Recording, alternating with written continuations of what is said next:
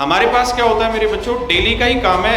10-12 बच्चे ऐसे आते हैं जो लाइफ से बहुत बुरी तरह से डिप्रेस होते हैं कि भाई मुझे AR रैंक 1 आया हूँ, सर आपका पढ़ा हुआ हूँ, मुझे पैसा दे दो 10 लाख 15 लाख 20 लाख। तो भैया हमारी तरफ से टाटा बाय बाय। ऐसी AR रैंक 1 हर साल आती है। मेरे प्यारे बच्चों, आप सभी को नमस्कार।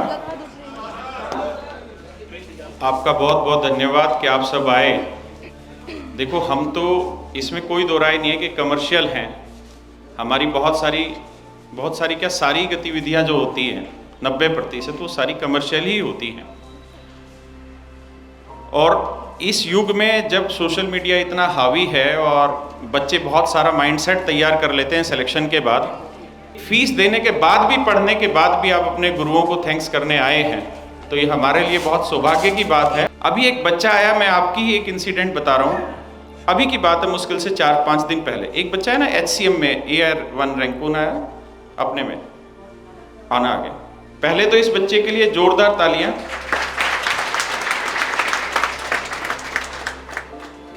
इसका हेड कांस्टेबल मिनिस्ट्रियल जो एग्जाम था उसमें रैंक 1 आई इस बच्चे की, तो इस बच्चे को ढेरों शुभकामनाएं उसके लिए।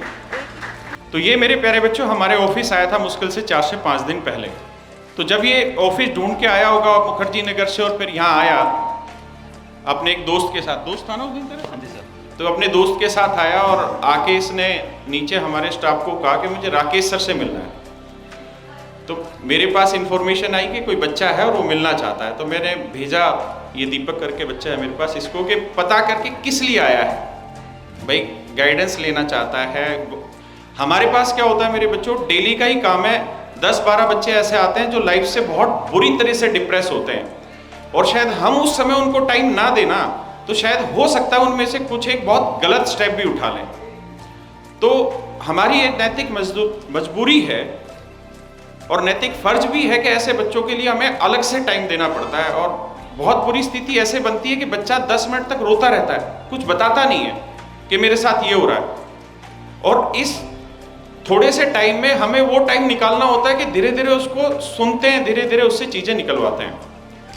तो मैंने उसको दीपक को भेजा कि पता करो कौन बच्चा किस चीज के लिए आया हुआ है, ताकि एटलीस्ट मोटा मोटा समझ में आ जाए कि इस बच्चे को क्या दिक्कत हो रही है, जो ये डिप्रेस है या खुशी है, कौन सी चीज। तो उसने कहा कि सर एक AR रैंक 1 बच्चा आया हुआ है, गया नीचे और हेड कांस्टेबल मिनिस्ट्रियल से, और वो सिर्फ ये कह रहा है कि मैं आपसे मिलना चाहता हूँ।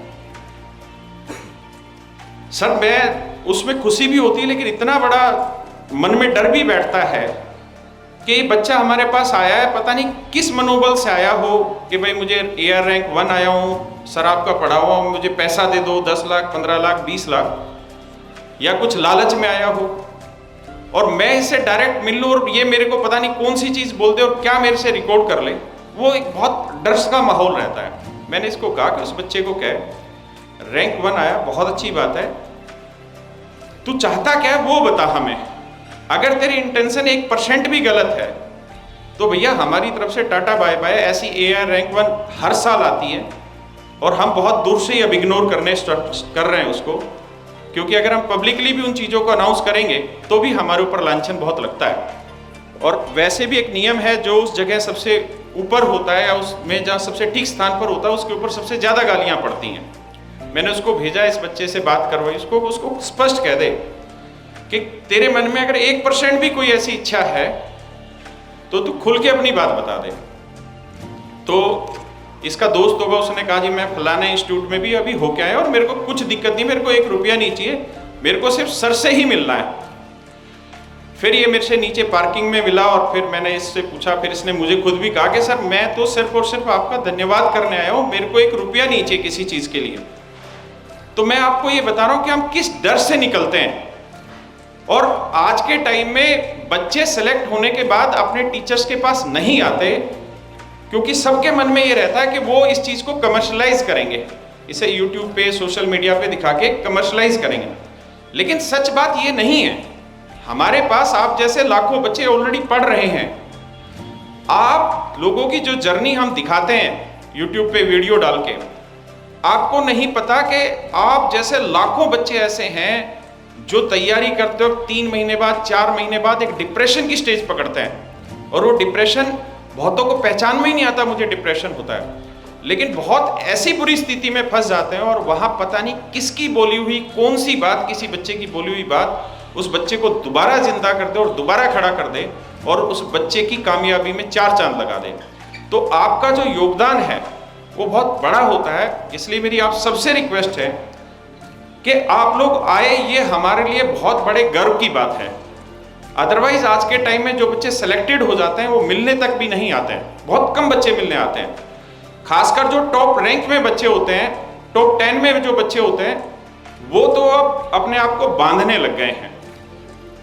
लेकिन आप लोगों ने अपने अंदर अपने उस गुलामी को बांधा नहीं, आप मिलने आए इस बात के बावजूद भी, तो मेरा आपको बहुत बहुत धन्यवाद है। और ऐसे बच्चों के लिए भी मैं चाहूँगा कि ये बच्चे चाहते तो हमसे मिलने नहीं आते, क्योंकि इनकी इतनी अच्छी रैंक है, रैंक 1 है।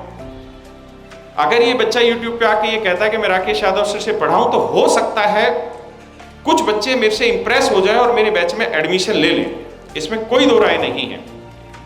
लेकिन हमें इस बात को भी समझना होगा कि ये जीवन एक ही मिला है और गुरु का स्थान बहुत बड़ा होता है।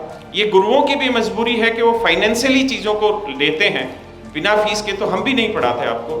लेकिन फिर भी मैं ये मानता हूँ कि एक अच्छा बच्चा वो है जो अपनी कामयाबी पाने के बाद अपने गुरु को अपने मन में याद करे या उससे मिलने चला जाए। ये हमारे लिए सच मायने में यही एक इनाम होता है, यही हमारी इज्जत होती है और यही हमारा मनोबल होता है जब हमारे सिलेक्टेड बच्चे हमसे मिलने आते हैं। तो आप लोगों का बहुत बहुत धन्यवाद, और इन बच्चों का और आप जैसे बच्चों का जो सिलेक्शन लेते हैं और इतनी अच्छी रैंक लाते हैं और उसके बाद भी दबते नहीं किसी चीज़ से, खुल के सामने आते हैं और अपने टीचर का नाम लेते हैं। तो आप कभी भी इस चीज़ के लिए मत संकोचित हुआ करें कि मैंने AI रैंक 1 आया और मैं राकेश सर से जाके कह दूंगा और राकेश सर उसकी रील बना देंगे तो सर उसका फ़ायदा उठा लेंगे। भाई जो मेरी किस्मत में होगा ना, वो मुझे आप क्या कोई भी नहीं रोक पाएगा, और जो मेरी किस्मत में नहीं है वो आप क्या मुझे कोई नहीं दिला पाएगा। जो आपकी किस्मत में है वो आपको मिलना ही मिलना है। मैं अक्सर क्लास में हमेशा एक चीज़ कहता हूँ कि आदमी को जीवन में आगे बढ़ने के लिए ऊपर वाला हर किसी को एक ना एक मौका देता है, चाहे वो रोड पे बैठा हुआ भिखारी हो, चाहे रिलायंस अंबानी हो। अगर आप उस मौके का फायदा उठाना जानते हैं तो जीवन में कामयाबी आपको मिलेगी ही मिलेगी। अगर आप उस मौके का फायदा नहीं उठाते, अगर आप गलत दिशा में अपने जीवन को लेके चले जाते हैं, क्योंकि आप जिस डिपार्टमेंट में आप लोगों का सिलेक्शन हुआ है वो बिल्कुल सर्वमान्य है कि उस डिपार्टमेंट में कितना ईमानदारी से काम होता है, इसमें कोई दो राय नहीं है। लेकिन ये भी मान्य है कि उसी डिपार्टमेंट में हजारों ऐसे आदमी काम कर रहे हैं दिल्ली पुलिस में जो बेहद ईमानदार हैं, और हो सकता है जब उनकी नौकरी चल रही है तब उन्होंने बहुत स्ट्रगल झेला हो। लेकिन विश्वास मानिए, एक वक्त के बाद आपके जीवन में मजे ही मजे होंगे अगर आप ईमानदारी से जीवन जिएंगे तो। और सर, करप्शन से अगर आप पैसा कमाएंगे, बेईमानी से आप पैसा कमाएंगे, तो विश्वास मानिए जब वो पैसा आता है ना तो वो पैसा बड़ा अच्छा लगता है, लेकिन एक वक्त के बाद वो परिणाम मिलेगा और वो आपको बहुत दुख देगा। भगवत गीता ने एक चीज़ बहुत अच्छी कही कि आप विश्वास मानिए आपके जीवन में आपको वही मिलेगा जो आपने किया है। आपके जीवन का एक ही मर्म, आपके भाग्य में आपके कर्म का फल। मेरे दोस्तों, मेरे टीचर है गोपाल वर्मा जी, कल मैं उनसे बात कर रहा था तो कल उन्होंने मुझे एक चीज़ बहुत अच्छी बताई। उन्होंने कहा कि जब भगवान विष्णु ने आदमी बनाया तो सारे देवता इकट्ठे कर लिए कि यार मुझसे एक गलत अपराध हो गया और मैंने आदमी बना दिया, और ये आदमी तो बिल्कुल भगवान का प्रतिरूप है, तो ये तो भगवान की जगह ले लेगा। किसकी जगह ले लेगा मेरे बच्चों? भगवान की जगह। देवताओं को सबको दिक्कत हुई कि यार तुम गधा बनाते, घोड़ा बनाते, हाथी बनाते, कुछ भी बनाते, आदमी नहीं बनाना, क्योंकि आदमी तो भगवान का प्रतिरूप हो गया। तो कहते सबने दिमाग लगाया कि भाई अब इसमें करा क्या जाए जो बन गया। तो उन्होंने कहा कि इस आदमी के अंदर एक जानवर डाल दो। इस आदमी के अंदर क्या डाल दो मेरे बच्चों? जानवर डाल दो। बोले इससे क्या होगा? बोले ये जानवर जो है ना, ये इसको कभी भगवान बनने नहीं देगा। ये जानवर इसको कभी भगवान बनने नहीं देगा। आदमी या तो इसको शांत करने में लगा रहेगा या इसको और आगे बढ़ाने में लगा रहेगा। आदमी दारू पीता है, नशा करता है, झूठ बोलता है, करप्शन करता है, उससे क्या होता है? ये जानवर जिंदा होता है। वो ईमानदारी से काम करता है, सत्कर्म करता है, भगवान की पूजा पाठ करता है, उससे ये जानवर क्या होता है? शांत होता है। और जो आदमी, करोड़ों आदमियों में से एक आदमी ऐसा होता है जो इस जानवर को धीरे धीरे धीरे धीरे करके शांत करता है, तब जाके उसको पूर्णतः सन्यासी रूप का उसका जन्म होता है। और आप देख रहे होंगे बहुत सारे ऐसे सन्यासी हैं जो अमरनाथ गुफा के पास जिस अवस्था में आज से 200 साल पहले थे, 300 साल पहले थे, आज भी उसी अवस्था में है। वो अस्वस्थ नहीं, वो स्वस्थ है। स्वस्थ का मतलब जिसने अपने शरीर को स्थायी कर दिया। तो मेरे बच्चे, जिसने इस जानवर को स्थायी कर दिया, इस जानवर को रोक दिया, वो धीरे धीरे धीरे धीरे ग्रेजुअली भगवान की तरफ चलता चला जाएगा। और जिसने गलत राह पकड़ी, जिसने बेईमानी करनी शुरू कर दी, करप्शन करना शुरू कर दिया, किसी के साथ मारकाट करना शुरू कर दिया, मेरे पॉइंट समझ रहे हैं ना, तो धीरे धीरे वो जानवर जगेगा और वो जानवर आपको एक दिन विनाश की ओर लेके जाएगा, जो मनुष्य बनाने के पीछे मूल कारण है। तो मेरे प्यारे बच्चों, ये हम पे डिपेंड करता है कि हम उस जानवर को जगाएं या उस जानवर को शांत करें। आपको जो भी परिस्थितियां आज तक रही हो, लेकिन आज आप उस परिस्थिति में हैं कि आप समाज के एक बहुत अच्छे पढ़े लिखे वर्ग में शामिल हो गए। आपके पास सरकारी नौकरी है, आपके पास वो बहाना नहीं है जहां आप जीवन के निर्धारण को उस बहाने से टाल सके। आपके पास एक बहुत संयमित जीवन जिया जा सकता है।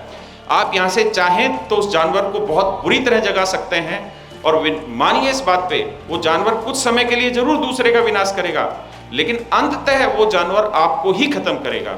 या फिर शांत करते रहिए, ईमानदारी से जीवन जीते रहिए, और आप देखेंगे कि एक दिन आपका जीवन सफल होगा, और वही सफलता आपकी मूल्यवान होगी, वही सफलता आपकी स्थायी भी होगी। क्या आप मेरी बात समझ पाए?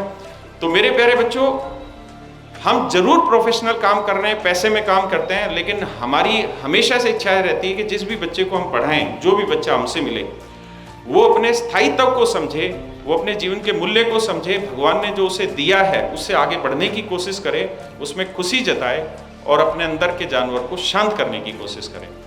और इस बच्चे का भी बहुत बहुत धन्यवाद, जो AR रैंक 1 लाने के बाद इसने मेरे पास आया, मिला, और उस चीज़ को कहा कि सर आपका बहुत बहुत धन्यवाद, आपकी वजह से मेरा ऐसा हुआ। जबकि ऐसा होता नहीं है, हर एक बच्चे की इंडिविजुअल मेहनत होती है, उसी की वजह से होता है।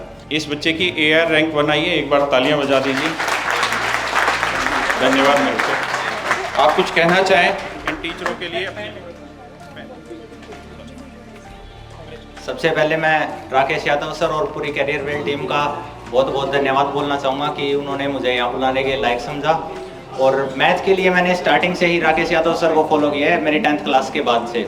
मेरे चाचा जी हैं जो कि पोस्टल इंस्पेक्टर है, वो CGL 19 से सिलेक्टेड है, वो भी राकेश यादव सर से पढ़े हैं। और उन्होंने मुझे बताया कि मैथ के लिए SSC में राकेश यादव सर से के अलावा कहीं जाने की जरूरत नहीं है, बस तू इसी को फोकस कर। और मैंने उन्हें को फॉलो किया और रैंक 1 हासिल की। Thank you sir.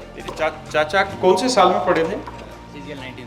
अच्छा, CGL 2019 में। सिलेक्टेड है सर। कहाँ पे अभी उनकी पोस्टिंग? हिसार। अच्छा, उन्हीं से तूने मोटिवेशन होके पढ़ना स्टार्ट किया SSC?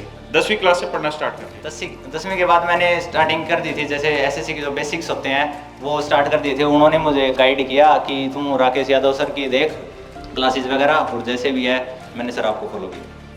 थैंक यू मेरे बच्चे। सर मैंने पीयूष वर्षनी सर की जो बुक है उनको फॉलो किया स्टार्टिंग से, और थोड़े बहुत जो कॉन्सेप्ट रह गए मेरे उनको यूट्यूब से कवर कर लिया सर।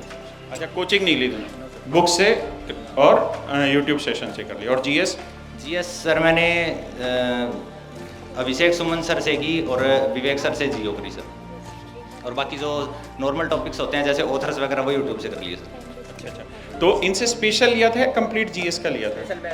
अच्छा, हाँ जी, स्पेशल बैच था जो DPHCM का था, वो GK और थोड़ी बहुत रीजनिंग वहाँ से कवर कर ली थी मैंने। थैंक यू मेरे बच्चे, बहुत बहुत धन्यवाद आपका। भगवान भला करे भाई, आगे बढ़ो, कामयाब हो। अच्छा, ये बताओ कि हमने पहली बार ये फंक्शन ऐसा अरेंज किया जहाँ DJ VJ, अदरवाइज हम करते थे तो नॉर्मली रखते थे। तो आप लोग सजेस्ट करो, ये ठीक है? अच्छा, आप अपने दोस्तों को जो आने वाले टाइम में तैयारी कर रहे हैं उनको क्या कहना चाहेंगे? एक और अपनी तरफ से बताओ क्या कहना। एक बार पढ़ो, अच्छे से पढ़ो। एक बार पढ़ो, अच्छे से पढ़ो। और दूसरा, सफलता मिलेगी कि नहीं मिलेगी? हल्ला कम ज्यादा, हल्ला कम काम ज्यादा। अल्लाह कम काम ज्यादा, ये बढ़िया बात। टाइम लगता है लेकिन मिलती जरूर है सफलता। तो मजा आया इस चीज में।